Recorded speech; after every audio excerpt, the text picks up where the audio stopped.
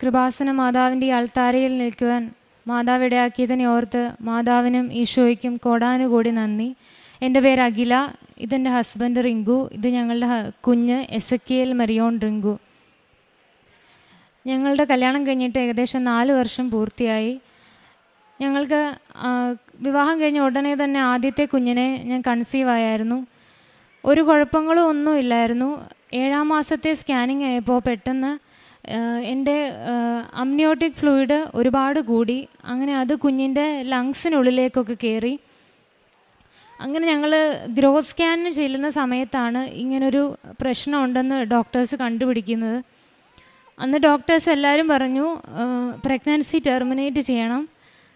അതായത് എൻ്റെ ലൈഫിന് വളരെ റിസ്ക്കാണ് ഈ പ്രഗ്നൻസി. അപ്പോൾ എത്രയും പെട്ടെന്ന് ആ കുഞ്ഞിനെ കളഞ്ഞ് ലൈഫ് സേവ് ചെയ്യുക, അതാണ് ഡോക്ടേഴ്സ് അന്ന് ശ്രമിച്ചത്.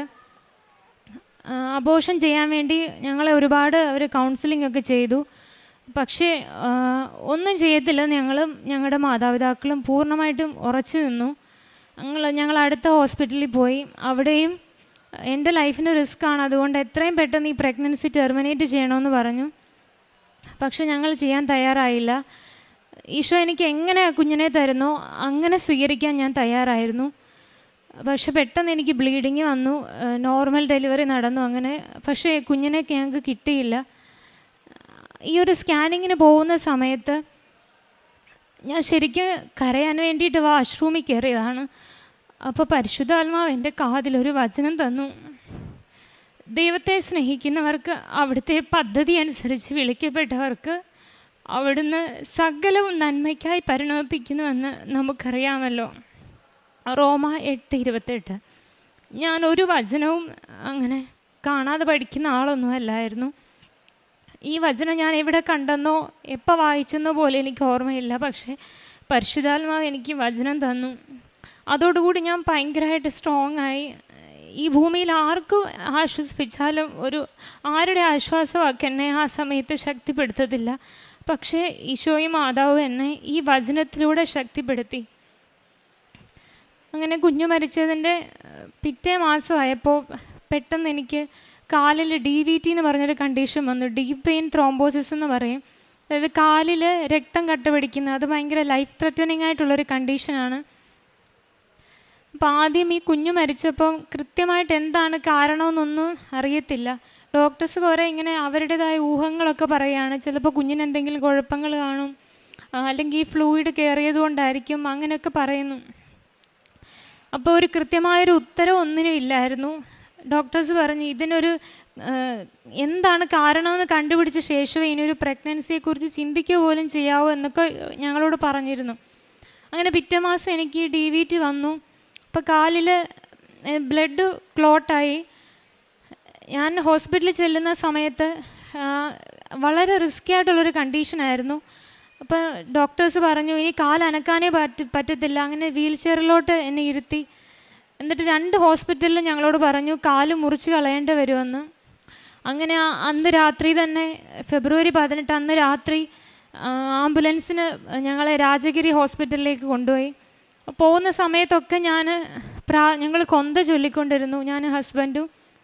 ഞാനിങ്ങനെ വചനങ്ങളൊക്കെ ഏറ്റുപറഞ്ഞ് പ്രാർത്ഥിക്കാൻ തുടങ്ങി. അങ്ങനെ അവിടെ ഹോസ്പിറ്റലിലെത്തി. കാല് മുറിച്ച് കളയേണ്ടി വരുമെന്ന് പറഞ്ഞിടത്ത് നിന്ന് ഈശോ എന്നെ 2 കാലിൽ ഇന്നിപ്പോൾ നിർത്തിയിരിക്കുന്നത്. ഒരു 3 സർജറി എനിക്ക് ആ സമയത്ത് ചെയ്യേണ്ടി വന്നു. പെർമനൻ്റായിട്ടൊരു സ്റ്റെൻറ്റൊക്കെ ഇടേണ്ടി വന്നു. കാരണം എൻ്റെ ബ്ലഡ് വെസൽസ് എല്ലാം കട്ട പിടിച്ചത് ഓപ്പൺ ചെയ്യാൻ പറ്റാത്തൊരവസ്ഥയിലേക്കൊക്കെ എത്തിയിരുന്നു. അങ്ങനെ സ്റ്റെൻറ്റൊക്കെ ഇട്ടു. അങ്ങനെ അന്ന് ശരിക്കും ഈ DVT വന്നതുകൊണ്ടാണ് ആ ഡോക്ടേഴ്സിന് സംശയം തോന്നിയിട്ട് അവർ വേറെ ബ്ലഡ് ടെസ്റ്റുകൾ ചെയ്തു. അപ്പോൾ മനസ്സിലായി എനിക്ക് രക്തം കട്ട പിടിക്കുന്ന ഒരു അസുഖമുണ്ട്. ഇതൊരു ഓട്ടോഇമ്മ്യൂൺ ഡിസീസാണ്. ഇത് ശരിക്കും നമ്മുടെ ശരീരം തന്നെ നമുക്കെതിരെ റിയാക്ട് ചെയ്യുകയാണ്. അപ്പോൾ എല്ലായിടത്തും തന്നെ ബ്ലഡ് ക്ലോട്ടാകാനുള്ളൊരു ഹൈ റിസ്ക്കാണ്. അപ്പോൾ ഇതുകൊണ്ടാണ് കുഞ്ഞ് മരിച്ചതെന്നുള്ളൊരു ഉത്തരം ഈശോ എനിക്ക് അപ്പം തന്നു. അതായത് പ്രഗ്നൻ്റ് ആകുന്ന സമയത്ത് നമ്മുടെ കുഞ്ഞിനെ ശരീരം കാണുന്ന ഒരു ശത്രുവായിട്ട് തന്നെയാണ്. അപ്പോൾ കുഞ്ഞിനെ കൊല്ലണം എന്ന രീതിയിൽ തന്നെ പൊക്കിൾക്കൊടിയിൽ ബ്ലഡ് ക്ലോട്ടാവും. പിന്നെ കുഞ്ഞിന് ബ്ലഡ് സപ്ലൈ ഒന്നും കിട്ടാതെ വരും. കുഞ്ഞിന് ഗ്രോത്ത് റിട്ടാർഡേഷൻ വന്ന് കുഞ്ഞ് മരിക്കും. അങ്ങനെയാണ് ഈ ഒരു കണ്ടീഷൻ. അതുപോലെ ഈ അസുഖം ഫെർട്ടിലിറ്റിയെ ഓരോ മാസം കുറച്ച് കുറച്ച് വരും. അപ്പം നോർമലി നമുക്ക് കൺസീവ് ആവാനൊക്കെ ഭയങ്കര ബുദ്ധിമുട്ടാണ്. അപ്പോൾ ഈ DVT വന്നതോടുകൂടി എന്താണ് ശരിക്കും കുഞ്ഞ് മരിക്കാനുള്ള കാരണമെന്ന് കണ്ടുപിടിച്ചു. അപ്പോൾ ആ സമയത്ത് ഈ വചനം എനിക്കിങ്ങനെ ഈശോ പിന്നെയും വീണ്ടും തരികയാണ്. അതായത് എന്ത് ജീവിതത്തിൽ സംഭവിച്ചാലും അത് നന്മയ്ക്ക് വേണ്ടിയിട്ടാണ്. അത് വേദനയാണെങ്കിലും എന്ത് സഹനമാണെങ്കിലും നന്മയ്ക്ക് വേണ്ടിയിട്ടാണ്. അത് മരണമാണെങ്കിലും അത് നന്മയ്ക്ക് വേണ്ടിയിട്ടാണെന്ന് ഈശോ പഠിപ്പിച്ചു. അങ്ങനെ DVT വന്നതുകൊണ്ട് എന്താണെന്ന് കാരണം മനസ്സിലായി. പിന്നെ എനിക്ക് ഈ ഡെലിവറിയോട് അസോസിയേറ്റ് ചെയ്ത് കുറേ ഫിഷർ എന്ന് പറഞ്ഞൊരു അസുഖം വന്നു. ഒരു വർഷത്തോളം എനിക്ക് അതിവേദനയായിരുന്നു. ഞാൻ ഡോക്ടേഴ്സിനെയൊക്കെ കണ്ടു, അവർ പറഞ്ഞ പോലെ മെഡിസിൻ എടുത്തു, ഡയറ്റ് ചെയ്തു. പക്ഷേ എനിക്ക് യാതൊരുവിധ മാറ്റങ്ങളും ഉണ്ടായില്ല. അങ്ങനെ ഡിസംബറിൽ എനിക്ക് സർജറി ഫിക്സ് ചെയ്തു. സർജറി ചെയ്യുന്നത് തന്നെ എനിക്ക് റിസ്ക്കാണ്, പക്ഷേ വേറൊരു ഓപ്ഷൻ ഇല്ല എന്ന രീതിയിൽ ഡോക്ടേഴ്സ് ഫിക്സ് ചെയ്തു. ആ സമയത്ത് ഞാൻ വന്ന് ഉടമ്പടി എടുത്തൊരു 2 ആഴ്ചയ്ക്കുള്ളിൽ തന്നെ ഞാൻ ഈ തൈലമൊക്കെ എൻ്റെ വയറിൽ തേക്കാൻ തുടങ്ങി.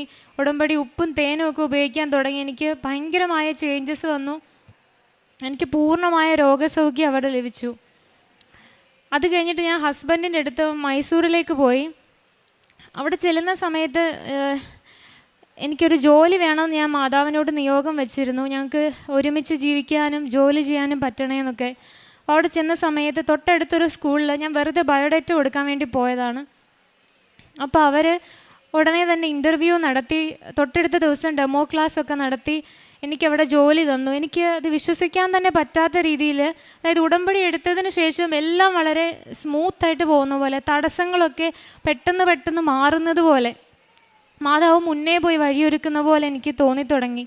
ഈ ഇൻ്റർവ്യൂവിന് കയറുന്നതിന് മുന്നേ ഞാനൊന്നും പ്രിപ്പയർ ആയിട്ടേ ഇല്ലായിരുന്നു.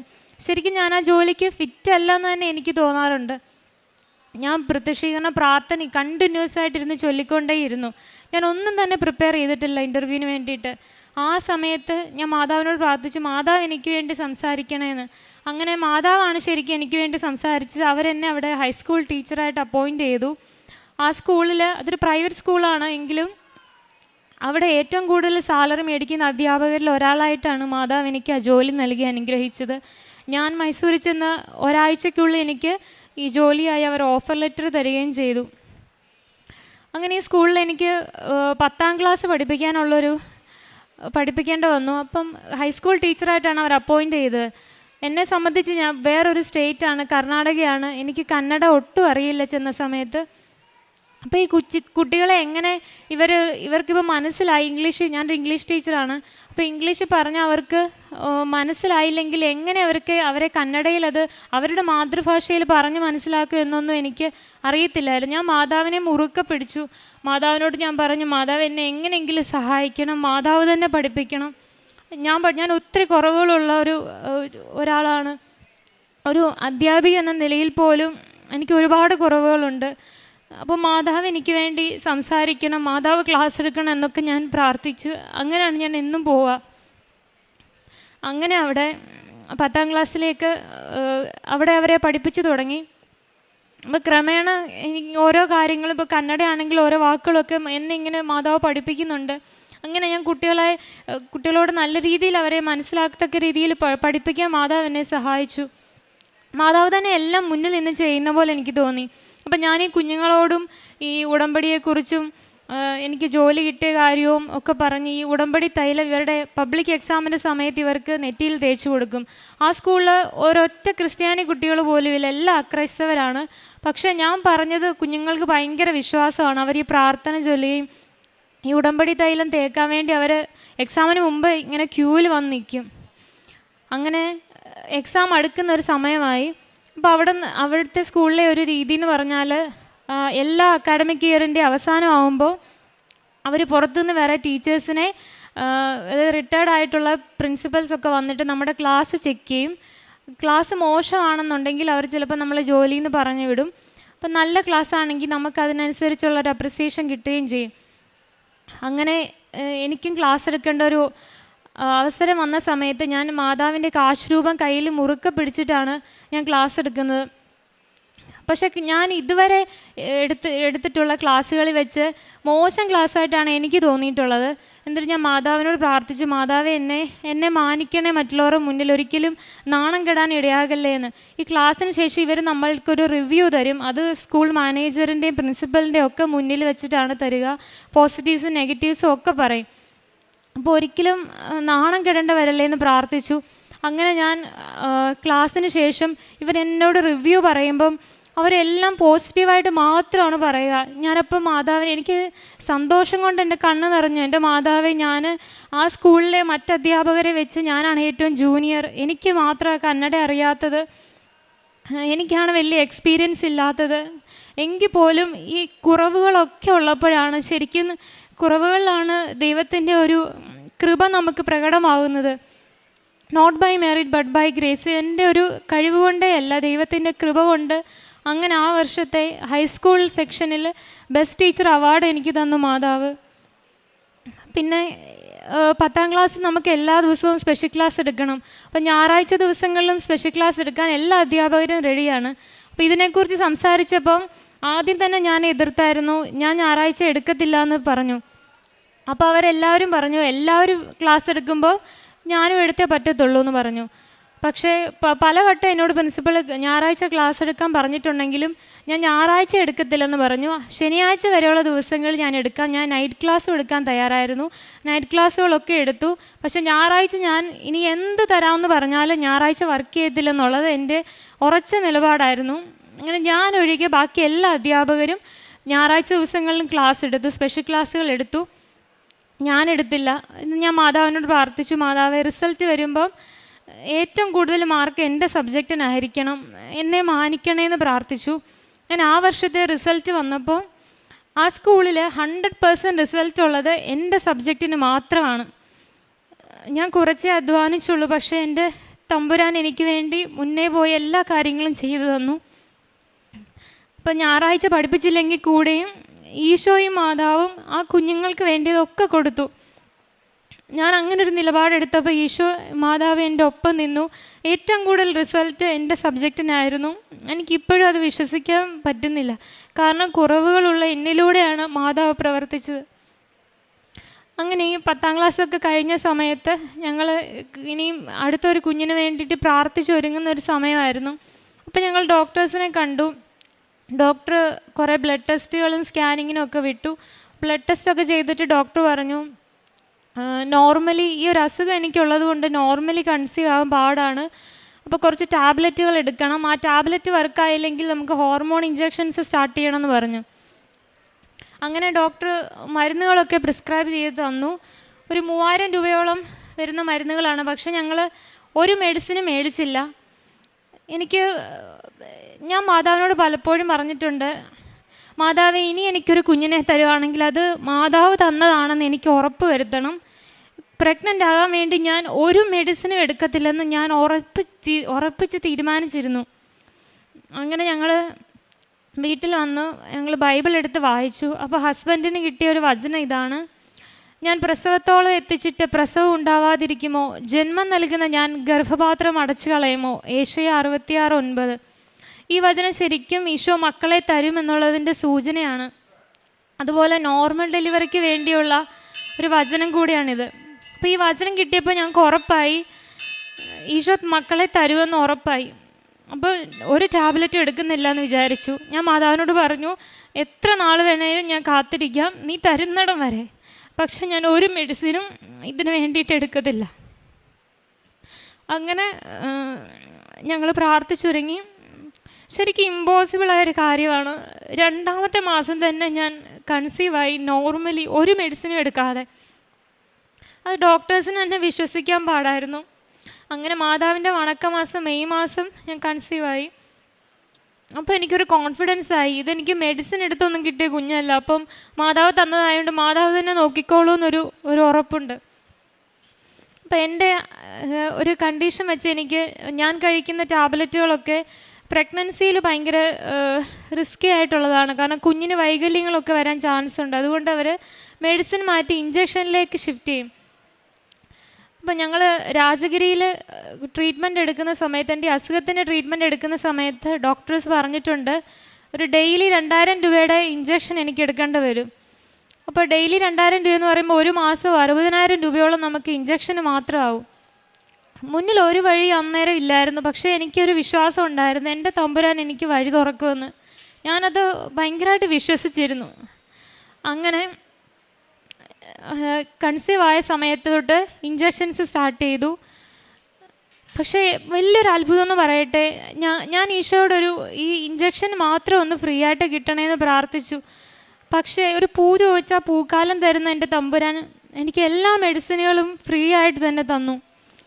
ഞങ്ങളൊരു പ്രൈവറ്റ് മെഡിക്കൽ കോളേജിൽ വേറൊരു ഡോക്ടറിനെ കാണാൻ വേണ്ടി ചെന്നു. അതൊരു സീനിയർ ഡോക്ടറാണ്. അപ്പോൾ ആ ഡോക്ടർ ആദ്യം തന്നെ വഴക്ക് പറയുകയാണ് ചെയ്തത്. കാരണം എൻ്റെ ലൈഫിന് ഭയങ്കര റിസ്ക്കിയാണ് ഒരു പ്രഗ്നൻസി എന്ന് പറയുന്നത്. അപ്പോൾ എന്തിന് ഈ പ്രഗ്നൻസി നോക്കി, തൻ്റെ ലൈഫിന് റിസ്ക് അല്ലേ, പിന്നെ കുഞ്ഞിനെ കിട്ടുമോ എന്ന് ഉറപ്പൊന്നുമില്ല, ഒരു 50-50 ചാൻസാണ്. അപ്പം കുഞ്ഞിനേക്കാളേറെ എൻ്റെ ലൈഫിന് ഭയങ്കര റിസ്ക്കാണ് ഈ ഒരു പ്രഗ്നൻസി. പക്ഷെ ഞാൻ മാതാവിൽ ഉറച്ചു നിന്നു. എന്തെങ്കിലുമൊക്കെ ഡോക്ടേഴ്സ് ഇമ്പോസിബിളാണെന്ന് പറയുമ്പോൾ അപ്പം മാതാവ് എനിക്കൊരു ശക്തി തരും. അപ്പോൾ ദൈവത്തിനാൽ ഇതെല്ലാം സാധ്യമാണെന്ന്. അങ്ങനെ ഞങ്ങൾ എന്നിട്ട് വേറൊരു ഡോക്ടറിനെ കണ്ടു. അങ്ങനെ ഇങ്ങനെ പ്രഗ്നൻസിയുടെ എല്ലാ ചെക്കപ്പുകളും തുടർന്നുകൊണ്ടിരുന്നു. അങ്ങനെ ഞാൻ ഡോക്ടറിനോട് നോർമൽ ഡെലിവറിയുടെ ഒരു കാര്യം ഇങ്ങനെ സംസാരിച്ചപ്പോൾ ഡോക്ടർ പറഞ്ഞു, അഖില, നോർമൽ ഡെലിവറി നിനക്ക് ഇമ്പോസിബിളായ കാര്യമാണ്. കാരണം നോർമൽ ഡെലിവറി നടന്നാൽ ഞാൻ മരിച്ചു പോകാനുള്ള സാധ്യത ഭയങ്കര കൂടുതലാണ്.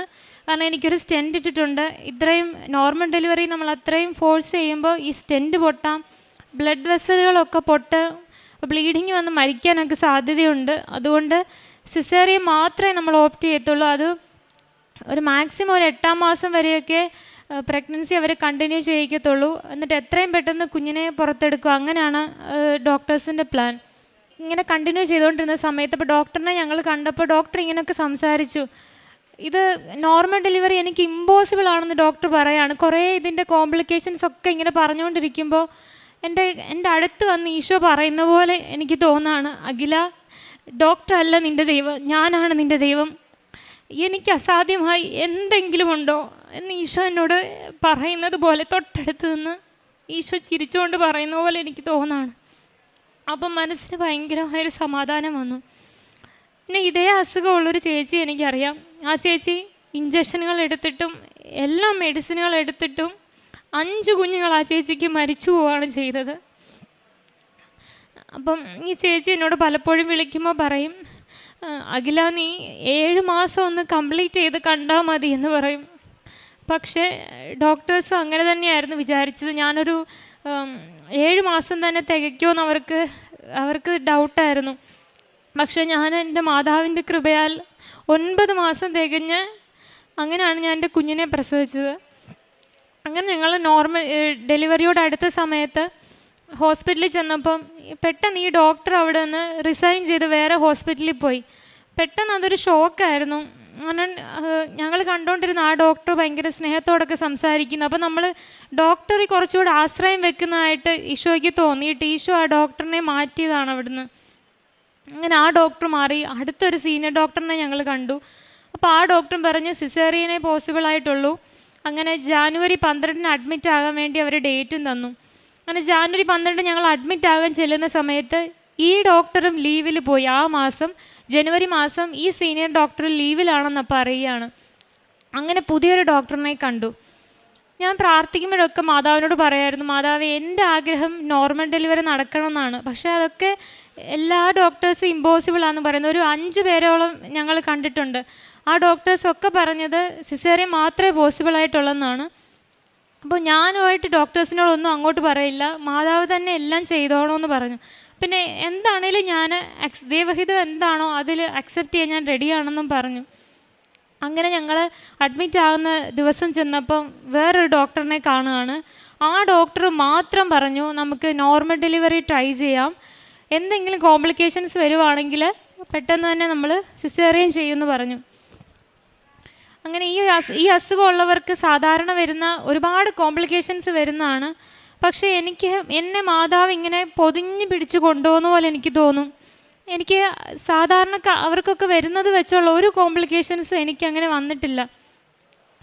അങ്ങനെ ആ ഡോക്ടർ മാത്രം നോർമൽ ഡെലിവറിക്ക് വേണ്ടിയിട്ട് എന്നെ റെഡിയാക്കി. അങ്ങനെ ഞാൻ ഈ വചനം പ്രസവത്തോളം എത്തിച്ചിട്ട് പ്രസവം ഉണ്ടാവാതിരിക്കുമ്പോൾ ഈ വചനം ഞാൻ ലേബർ റൂമിൽ കണ്ടിന്യൂസ് ഞാൻ ചൊല്ലിക്കൊണ്ടേയിരുന്നു. ഇനി എല്ലാം മാതാവിൻ്റെ കയ്യിലേക്ക് ഞാൻ കൊടുത്തു. മാതാവ് എനിക്ക് വളരെ അത്ഭുതകരമായിട്ട് നോർമൽ ഡെലിവറിയിൽ എനിക്കൊരു ആൺകുഞ്ഞിനെ നൽകി അനുഗ്രഹിച്ചു. ഞാനൊരു ആൺകുഞ്ഞിന് വേണ്ടി തന്നെയാണ് പ്രാർത്ഥിച്ചതും അതെനിക്ക് മാതാവ് തരുമെന്ന് എനിക്ക് ഭയങ്കര ഒരു വിശ്വാസമായിരുന്നു. കുഞ്ഞ് ക്യാരിങ് ആയിരുന്ന സമയത്ത് തന്നെ ഞാൻ മോനാണെന്ന രീതിയിൽ കുഞ്ഞിനോട് സംസാരിക്കുകയും പ്രാർത്ഥിക്കുകയും ഒക്കെ ചെയ്യുമായിരുന്നു. പിന്നെ ഞങ്ങൾ ബൈബിൾ എടുത്ത് വായിക്കുന്ന സമയത്ത് കൂടുതൽ എനിക്ക് സ്ട്രൈക്കിംഗ് ആയിട്ട് എസെക്കിയേൽ എന്നൊരു പേര് തോന്നി. ആ പേരിൻ്റെ അർത്ഥം തന്നെ ദൈവം ശക്തിപ്പെടുത്തുന്നു എന്നാണ്. ശരിക്കും ഈ പ്രഗ്നൻസിയിലും എൻ്റെ ലൈഫിലും മൊത്തം എന്നെ ദൈവം ശക്തിപ്പെടുത്തുന്നതാണ്. എനിക്ക് ശക്തിയില്ല, ഞാൻ തളർന്നു തന്നെയാണ് ഇരിക്കുക. പക്ഷെ ദൈവം തരുന്ന ശക്തിയിലാണ് ഞാൻ ഓരോ ദിവസവും മുന്നോട്ട് പോവുക. അങ്ങനെ ഞങ്ങൾ കുഞ്ഞിന് എസെക്കിയേൽ എന്ന് പേരിട്ടു. മാതാവിനോടുള്ള നന്ദി സൂചകമായിട്ട് മിഡിൽ നെയിം മരിയോൺ എന്നാണ് ഇട്ടത്. അങ്ങനെ കുഞ്ഞിന് എസെക്കിയേൽ മരിയോൺ റിങ്കു എന്ന് പേരിട്ടു. എപ്പോഴും എനിക്ക് കുഞ്ഞിനെ കാണുമ്പോൾ എനിക്ക് മാതാവിനോടും ഈശോയോടുള്ള സ്നേഹം കൂടുകയാണ്, ഓരോ ദിവസവും കൂടുകയാണ് ചെയ്യുക.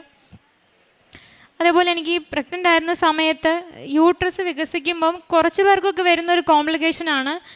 യൂട്രസ് ഇങ്ങനെ വികസിക്കും തോറും നമ്മുടെ മറ്റ് അവയവങ്ങളെ ഇങ്ങനെ കംപ്രസ് ചെയ്യും. അങ്ങനെ എൻ്റെ രണ്ട് കിഡ്നിയിൽ എനിക്ക് നീരായിട്ട് എനിക്ക് ഉച്ച കഴിയുമ്പോൾ തൊട്ട് പെയിനാണ്. അപ്പോൾ ഞാൻ അന്നും സ്കൂളിൽ വർക്ക് ചെയ്യുന്നുണ്ട്. എനിക്ക് വേണ്ടിയിട്ട് സ്കൂൾ എല്ലാ കാര്യങ്ങളും ഒരുക്കി തന്നെന്നുള്ളതാണ്. അപ്പോൾ എനിക്ക് ഉച്ച കഴിയുമ്പോൾ തൊട്ട് പെയിൻ സ്റ്റാർട്ട് ചെയ്യും. പിന്നെ എനിക്ക് പഠിപ്പിക്കുമ്പോൾ തന്നെ നല്ല വേദന സഹിച്ചാണ് ഞാൻ പഠിപ്പിക്കുക. അപ്പോൾ ഡോക്ടേഴ്സിനെ കണ്ടപ്പോൾ അവർ പറഞ്ഞു പ്രഗ്നൻസിയിൽ നമുക്ക് മെഡിസിൻ ഒന്നും തരാൻ പറ്റത്തില്ല.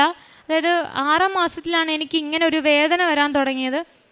ഡെലിവറിയോടുകൂടി മാത്രമേ ഈ പെയിൻ പോകത്തുള്ളൂ, കാരണം യൂട്രസ് ചുരുങ്ങിയാലേ പെയിൻ പോകത്തുള്ളൂ. അങ്ങനെ ഇത് സഹിക്കേണ്ടി വരുമെന്ന രീതിയിൽ തന്നെ ഡോക്ടർ സംസാരിച്ചു. ഒരു മരുന്നും തരാനില്ല. അപ്പം ഞാൻ മാതാവിനോട് പ്രാർത്ഥിച്ച് ഞാൻ മാതാവിൻ്റെ തൈലം, ഞാൻ അല്ലെങ്കിൽ എല്ലാ ദിവസവും മാതാവിൻ്റെ തൈലം വയറ്റിൽ പുരട്ടി പ്രാർത്ഥിക്കുകയും തേനും ഉപ്പും ഒക്കെ ഉപയോഗിക്കുകയും ചെയ്യുമായിരുന്നു. അങ്ങനെ ഞാൻ തൈലം പുരട്ടി പ്രാർത്ഥിച്ചു. എന്നിട്ട് ഒരു ദിവസം ചെക്കപ്പിന് പോകുന്ന സമയത്ത് എനിക്ക് ഒരു ഡോക്ടറിനെ കണ്ടിട്ട് അടുത്ത ഡോക്ടറിൻ്റെ അടുത്തേക്ക് നടക്കാൻ വയ്യാതെ ഡോക്ടേഴ്സ് എന്നെ വീൽ ചെയറിലാക്കി വിട്ടിട്ടുണ്ട്. അന്ന് ഞാനിങ്ങനെ കരഞ്ഞ് മാതാവിനോട് പ്രാർത്ഥിച്ചു, മാതാവെ പറ്റുമെങ്കിൽ എനിക്ക് ഈ വേദന മാറ്റി തരണം, അല്ലെങ്കിൽ സഹിക്കാനുള്ള ശക്തിയെങ്കിലും തരണമെന്ന്. കാരണം എനിക്ക് ജോലിക്കും പോകണം, എനിക്ക് അതേപോലെ തന്നെ എനിക്ക് നടക്കുകയും ചെയ്യണം. ഞാൻ വൈകിട്ടൊക്കെ കുർബാനയുള്ള ദിവസങ്ങളെല്ലാം മാക്സിമം ദിവ്യബലിയിൽ പോയി പങ്കെടുക്കുമായിരുന്നു. അപ്പോൾ സ്കൂളിൽ പോകുന്ന സമയത്ത് എനിക്ക് വേദനയുണ്ട്. അപ്പോൾ ഒരു ദിവസം വൈകിട്ട് എനിക്ക് കുർബാനയ്ക്ക് പോകണം. അപ്പോൾ ഞാൻ വേദന ഉണ്ടെങ്കിൽ കടിച്ച് പിടിച്ച് ഞങ്ങളുടെ വീടിൻ്റെ അടുത്തായിട്ട് തന്നെയാണ് പള്ളി, ഒരു 8 മിനിറ്റ് നടന്നാൽ മതി. അപ്പം ഞാൻ വേദന സഹിച്ച് പള്ളിയിൽ പോവും. ആ സമയത്തൊക്കെ അർപ്പിക്കുന്ന ദിവ്യബലി എന്ന് പറഞ്ഞാൽ നമുക്ക് ഭയങ്കരമായൊരു ദൈവാനുഭവം നിറഞ്ഞ ദിവ്യബലിയാണ്.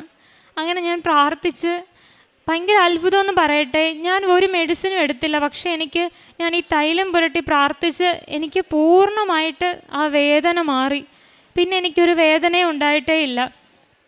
അങ്ങനെ ഈ ഒരു അസുഖമുള്ളവർക്ക് ഉണ്ടാകാവുന്ന യാതൊരുവിധ പ്രശ്നങ്ങളും കോംപ്ലിക്കേഷൻസ് ഒന്നും മാതാവ് വരുത്തിയില്ല.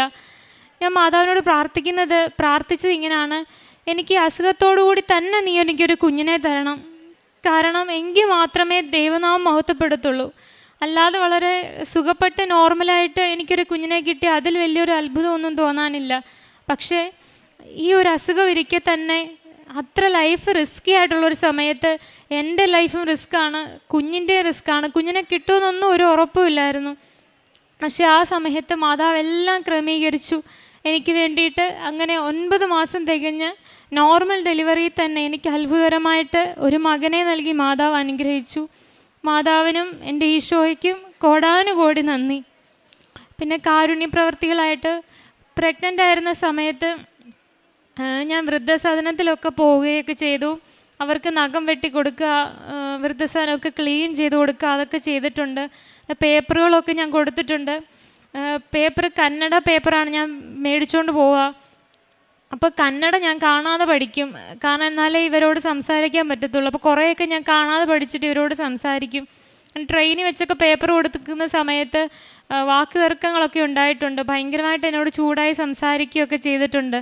അതായത് കൺവേർട്ട് ചെയ്യാൻ വേണ്ടിയിട്ട് ഈ പേപ്പർ കൊടുക്കുകയാണ്, ക്രിസ്ത്യാനി ആക്കാനാണെന്നൊക്കെ പറഞ്ഞ് ഒരു ചേട്ടൻ ഭയങ്കരമായിട്ട് റൂഡായിട്ട് സംസാരിക്കുകയൊക്കെ ചെയ്തു. പക്ഷേ എനിക്ക് ശരിക്കും അവരോട് ഫ്ലുവൻ്റായിട്ട് കന്നഡ സംസാരിക്കാനൊന്നും അറിയില്ലായിരുന്നു. പക്ഷേ മാതാവ് ആ സമയത്തും എന്നിലൂടെ സംസാരിക്കുന്ന പോലെ എനിക്ക് തോന്നി. ആ സമയത്തൊക്കെ ഞാൻ മാതാവിന് വേണ്ടി സംസാരിക്കുക, മാതാവ് എന്നെ ശക്തിപ്പെടുത്തി. പിന്നെ ദശാംശമൊക്കെ കൃത്യമായിട്ട് ഞാൻ നേരത്തെ മുതലേ അങ്ങനെ കൊടുക്കുമായിരുന്നു. അങ്ങനെ ആരെങ്കിലും സഹായിക്കാൻ ഒരു അവസരം കിട്ടിയാൽ സഹായിക്കുകയൊക്കെ ചെയ്യും. പിന്നെ ഞാൻ ഉടമ്പടി എടുത്ത് ഞാൻ മറ്റ് ടീച്ചേഴ്സിനോടൊക്കെ എൻ്റെ കാര്യങ്ങളൊക്കെ പ്രഗ്നൻ്റ് ആയതൊക്കെ പറയുമ്പോൾ അവർക്ക് വിശ്വാസമായിട്ട് അവർ പലരും ഉടമ്പടി, അവിടെ ഉള്ളവർ കർണാടകക്കാർ തന്നെ അവർ ചിലർ ഉടമ്പടി എടുത്തിട്ടുണ്ട്, ചിലർ പ്രാർത്ഥനകളൊക്കെ ചൊല്ലുന്നുണ്ട്.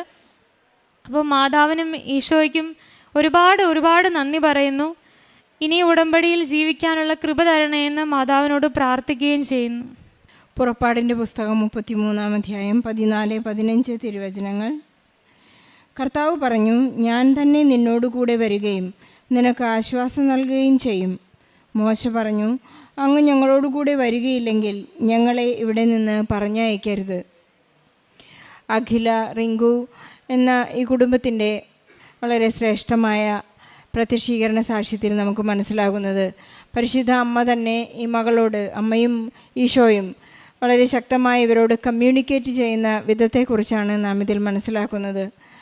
ഒരു ബ്ലഡ് ക്ലോട്ടിംഗ് അസുഖം വന്ന് ഒരു അപൂർവ രോഗം പിടിപെട്ട് ഒരു ഓട്ടോ ഇമ്മ്യൂൺ സിസ്റ്റം ഡിസീസ് എന്ന ഒരവസ്ഥയിലേക്ക് ഈ മകൾക്ക് കടന്നു പോകേണ്ടി വന്നപ്പോൾ കുഞ്ഞിൻ്റെ ജീവിതം, പ്രഗ്നൻ്റ് ആകാൻ തന്നെ വളരെ ഹൈ റിസ്ക്.